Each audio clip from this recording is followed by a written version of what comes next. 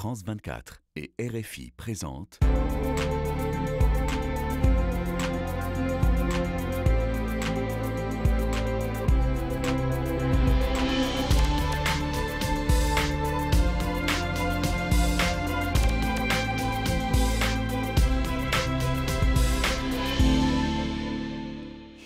Bonjour à tous, merci de nous rejoindre pour Ici l'Europe. Nous sommes ensemble sur France 24 et Radio France Internationale. Alors cette semaine, je vous propose de prendre un peu de recul sur l'actualité européenne, car nous sommes en compagnie d'Arantxa González Laya. Bonjour. Bonjour. Vous êtes, je le rappelle, la doyenne de l'École des affaires internationales de Sciences Po. Vous avez occupé de nombreux postes de direction pour les Nations Unies, la Commission européenne. Et d'ailleurs, vous êtes ancienne ministre des Affaires étrangères entre 2020 et 2021 du gouvernement espagnol de Pedro Sánchez, gouvernement socialiste. Je précise d'ailleurs qu'on commence sur une actualité très espagnole, si vous nous le permettez. Dans la guerre Israël-Hamas, l'Espagne est déterminée à reconnaître l'État de Palestine au 1er juillet et Pedro Sánchez invite ses voisins européens à suivre cette initiative. Rappelons que 10 pays sur les 27 membres de l'Union européenne ont reconnu la Palestine, surtout à l'époque où ils étaient dans la sphère donc soviétique. Est-ce que vous pensez que l'Union européenne va suivre cette idée, les 27 suivre cette idée ? Bon, disons que les 27 sont d'accord sur le fait qu'il faut reconnaître la Palestine. C'est implicite dans l'idée de deux États. Là où il y avait toujours aussi une position de la part des États membres de l'Union européenne, c'est de le faire au bon moment. Quand cette reconnaissance pouvait servir à ancrer la solution de deux États.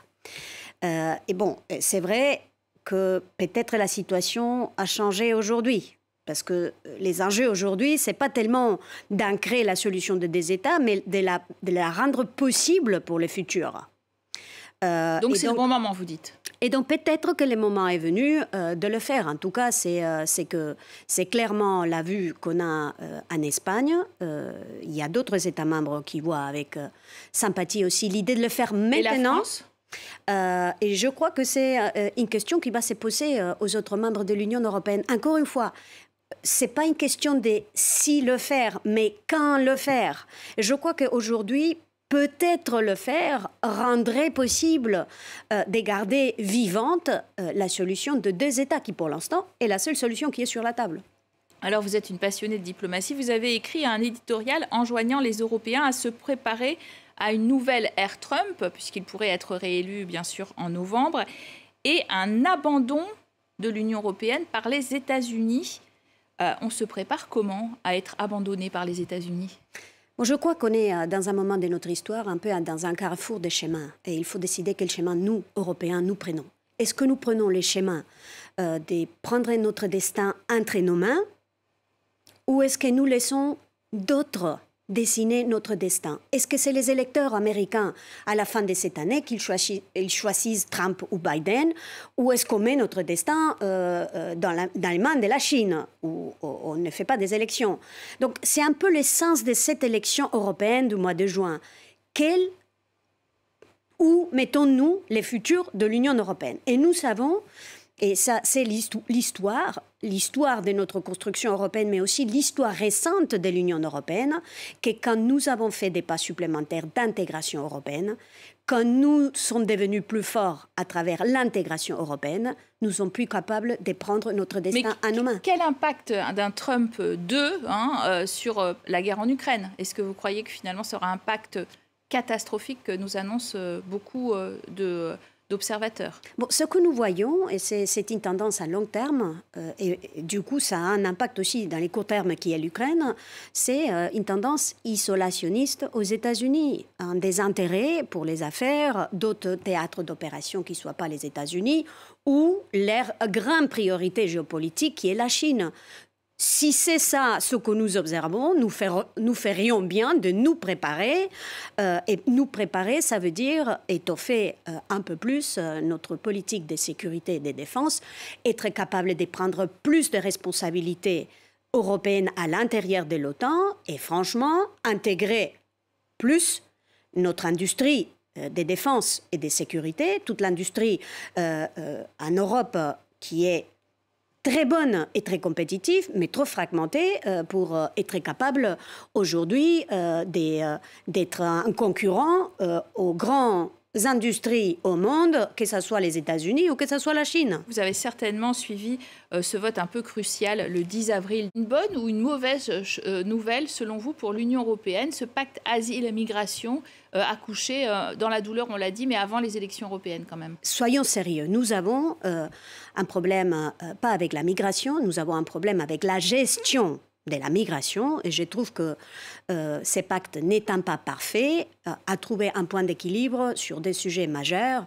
celui de la responsabilité des États membres de l'Union européenne et pas simplement celui de pays qui sont les pays des premières entrées dans l'espace européen, mais aussi le point d'équilibre dans la solidarité européenne, puisque c'est une politique où nous devons aussi exercer des doses de solidarité comme pour toute politique européenne. Ce n'est pas parfait, c'est clair, mais je trouve qu'on donne un signal clair de la capacité aussi des États membres de l'Union européenne de s'entendre pour assurer une meilleure gouvernance des flux migratoires. C'est certainement mieux que de ne pas avoir une gouvernance pour la migration en Europe. La réforme, quand même, effectivement, interpelle un certain nombre d'ONG. La hausse des demandes d'asile est bien là, plus d'1 million en 2023. Et le renvoi possible à un pays, d'un demandeur d'asile vers un pays tiers considéré comme sûr. Il y a beaucoup de pays qui sont considérés comme sûrs et qui ne sont pas très démocratiques, il faut le dire. En matière des politiques d'asile, l'Union européenne a aussi des engagements internationaux. Ce n'est pas l'Union européenne qui définit les règles. L'Union européenne les met en place. Les règles en matière d'asile, c'est des règles internationales. Il y a des engagements que l'Union européenne et tous ses États membres ont pris au sein de l'ONU. Alors, il s'agit simplement de trouver la meilleure manière de le mettre en place. Encore une fois, on n'est pas dans les domaines du parfait. On est conscient que même la manière dont on applique les règles internationales ne sont pas parfaites, mais nous avons aussi été capables de trouver un compromis sur un sujet qui est difficile et tellement qu'on a pris beaucoup d'années à les construire. Donc, essayons de partir de ces points communs qu'on a trouvés, et s'il faut perfectionner, perfectionnons, mais soyons aussi clairs, on est arrivé à mettre de l'ordre dans un domaine qui va rassurer nos citoyens et qui va aussi nous rendre un peu plus responsables vis-à-vis de nos partenaires internationaux. Alors, justement, ce thème, il va être utilisé, bien sûr, comme thème de campagne de prédilection de l'extrême droite, une extrême droite qui caracole en tête des sondages en France. Jordan Bardella crédité de 30%. Et d'ailleurs aussi dans un tiers des pays européens, les 27. Pourquoi, selon vous ? Moi, quand je regarde ce sondage, et surtout quand je regarde les sondages français, moi, ce qui me préoccupe, c'est qu'il y a une forte baisse de la participation attendue des citoyens européens dans les élections européennes. On est à 44% des participations des citoyens français. C'est en baisse par rapport à la dernière fois où on avait vu l'effet contraire, une augmentation. Et pourquoi ? La dernière fois, en 2019, parce que les citoyens français avaient mis comme prioritaire les pactes verts.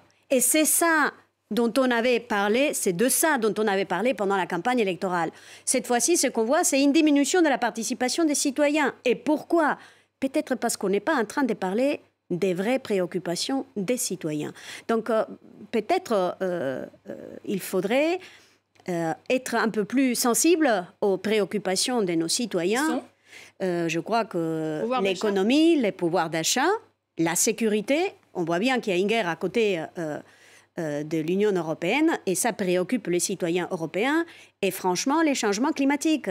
Moi qui vis dans une université et je suis entourée des jeunes, eux, la préoccupation, c'est la planète qu'ils vont hériter demain.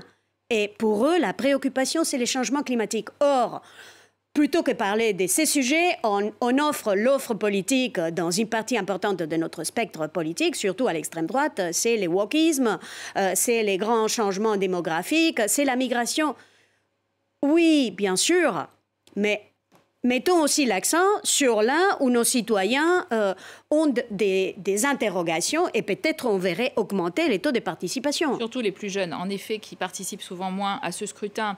Effectivement, à 2 mois du scrutin, la candidate des droites européennes au Parti populaire européen, c'est Ursula von der Leyen, l'actuelle présidente de la Commission européenne. Et elle doit se multiplier sur tous les fronts où elle est attaquée. Certains commissaires et une partie du Parlement européen lui ont reproché d'avoir nommé Markus Pieper, représentant de l'UE pour les PME, alors qu'il était moins bien noté des candidats qui se sont présentés pour ce poste, mais qu'il appartenait à sa famille politique, le PPE.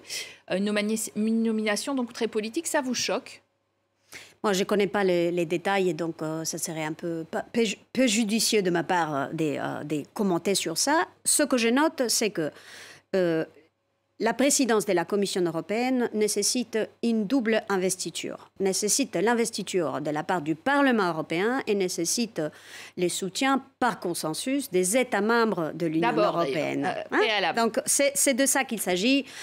N'importe qui voudrait être candidat à la présidence de la Commission européenne. Je crois qu'elle est clairement candidate et qu'elle a passé 5 ans à la tête de la Commission, donc elle a des choses à mettre sur la table, des atouts à mettre sur la table, mais tout candidat serait avisé, c'est cette double légitimité qu'il lui faut. Son second mandat n'est pas assuré, selon vous? Non, je ne commente pas. Il faudrait avoir cette discussion sur la base des résultats des élections. Mais c'est vrai que la dernière fois, encore une fois, moi je peux regarder ce qui s'est passé la dernière fois. La présidente de la Commission a passé la légitimité au Parlement européen avec 8 voix. 8 voix. Ah, 8 voix. C'est fragile. Comment vous voyez d'ailleurs la recomposition du Parlement européen et des autres institutions, telles que nous l'annoncent un peu les sondages, post-élection du 9 juin ? Non, je crois que les sondages nous disent qu'il y a un mouvement plutôt à la droite de l'échiquier politique, mais que les centres de gravité de la politique européenne, qui est cette grande entente entre sociodémocrates, chrétiens-démocrates et libéraux, continueraient à tenir une majorité au Parlement européen. Et c'est important parce qu'à la fin de fin, il faut construire un consensus. L'Europe est faite sur la construction des consensus. Ce n'est pas sur les extrêmes qui se joue l'Europe. L'Europe se joue au centre. Et donc, c'est important de garder ce centre de cet échiquier politique pour les futurs de l'Europe, pour les discussions sur la compétitivité, sur l'intégration des secteurs qui vont faire notre force économique du demain, sur l'Europe sociale, sur les changements climatiques. Ce centre de l'échiquier est essentiel. Et c'est de là qui va dépendre les futurs de l'Union européenne. Alors, la Commission européenne a proposé en janvier de prolonger les exemptions de droits de douane sur les produits ukrainiens jusqu'en 2025. Mais en même temps, il y a un mécanisme d'urgence permettant de rétablir des tarifs douaniers sur les volailles, les œufs, le sucre et peut-être on réfléchit sur le blé. Est-ce que on est tout à fait fair-play avec l'Ukraine si on la pénalise du côté agricole alors qu'on lui envoie de l'argent par ailleurs? Non, je crois qu'aujourd'hui, il faut avoir les idées claires concernant les soutiens à l'Ukraine. Et d'ailleurs, les citoyens, quand on regarde les enquêtes, les sondages, ils sont assez clairs, les citoyens européens. Malgré le fait qu'on a douté de leur soutien vis-à-vis de l'Ukraine, ils le démontrent sondage après sondage. Ils savent que pour l'Union européenne, aider l'Ukraine aujourd'hui, cela veut dire aider l'Union européenne aujourd'hui. Aider l'Ukraine à se protéger de l'agression russe et mieux protéger les citoyens européens. Et ça, il faut le faire à la fois d'un point de vue économique, comme l'Union européenne l'a fait constamment, sur le plan militaire, parce que c'est l'Ukraine qui doit lutter et le secteur pour agricole, expulser l'agresseur russe. Et il faut aussi l'aider du côté des exportations ukrainiennes qui constituent quand même la manière dont l'économie ukrainienne peut continuer à tourner, y inclus dans les secteurs agricoles. Donc on est un peu hypocrite. Je crois qu'il faut être un peu plus cohérent. Alors, tournons-nous vers votre pays de naissance, l'Espagne. En Catalogne auront lieu des élections régionales le 12 mai, alors que le gouvernement Sanchez a fait voter une loi d'amnistie justement pour les indépendantistes. Le président catalan est en train de faire monter la température en déclarant qu'un référendum sur l'indépendance est inévitable. Qu'est-ce qui va se passer exactement en Catalogne ? Bon, je crois que le choix des électeurs, c'est assez clair. Si on regarde les sondages en Catalogne, on a une majorité des citoyens qui est en train de demander aux partis politiques de s'occuper de leurs problèmes. Alors, quels sont les problèmes de Catalogne aujourd'hui? C'est les très mauvais scores en matière d'éducation dans les derniers rapports de l'OCDE des PISA. La Catalogne étant le territoire espagnol avec la moindre quantité d'énergie renouvelable, un système sanitaire qui n'a pas très bien fonctionné pendant la Covid, les pouvoirs d'achat. Donc tout ça, c'est les problèmes des citoyens catalans. Et moins ils nous que le l'indépendance, disent. vous dites. Mais il n'empêche que ce gouvernement Sanchez, nouvelle formule, il doit être soutenu par les indépendantistes catalans. Est-ce qu'il va perdurer ou est-ce qu'il est fragile? Non, je crois que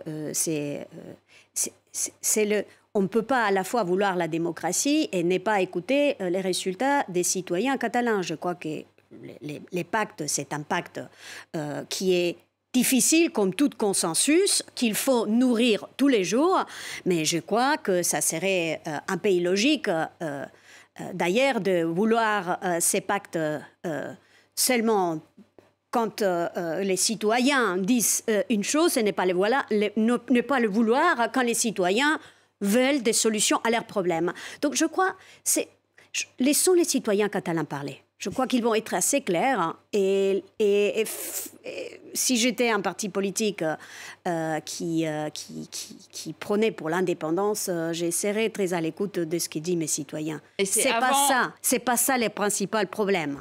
C'est avant les élections européennes, donc un mois avant. Merci à vous d'avoir été notre invité, Arantxa González-Laya. Merci à vous de nous avoir suivis sur France 24 et Radio France Internationale. Restez sur nos antennes.